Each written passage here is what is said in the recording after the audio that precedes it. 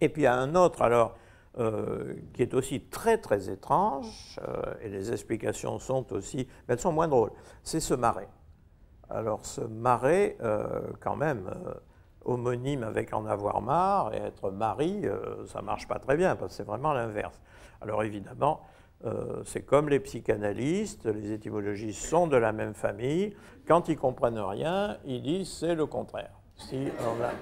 Si on a dit se marrer, ça aurait voulu dire s'ennuyer, et si ça veut dire rire, rigoler, c'est une antiphrase, c'est une dénégation, c'est le contraire.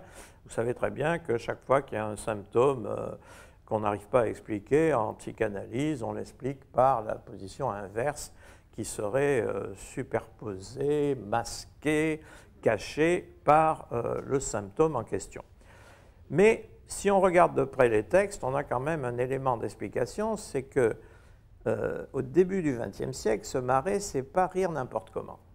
Je vais gloser ça comme ça, d'après ce que j'ai vu dans les textes que je connais, rire bêtement de ce qui n'est pas drôle. C'est-à-dire, finalement, rire à côté de la plaque et trouver drôle quelque chose qui n'est pas du tout. Donc ça, c'est un rire très courant. Beaucoup de nos humoristes le pratiquent.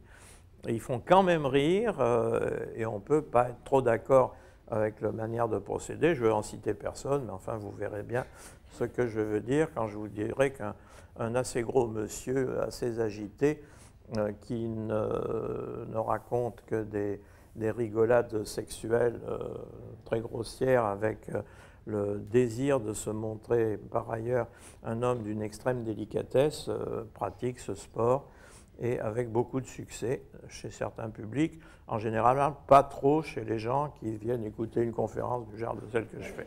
Donc il y a des incompatibilités dans le rire aussi, ce qui est très rassurant d'ailleurs, parce que ça prouve qu'il y a toutes sortes de rires, des rires intelligents et des rires totalement idiots. Alors finalement, avec cette idée de se marrer qui aurait voulu dire d'ailleurs avant s'ennuyer, alors là je ne vois pas très bien comment on passerait de l'idée d'ennui à l'idée de rire, mais enfin c'est encore un de ces paradoxes psychologiques sans fond. Mais rire bêtement de ce qui n'est pas drôle, ça me paraît assez intéressant comme type de rire, parce que je le vois réaliser très très souvent de nos jours.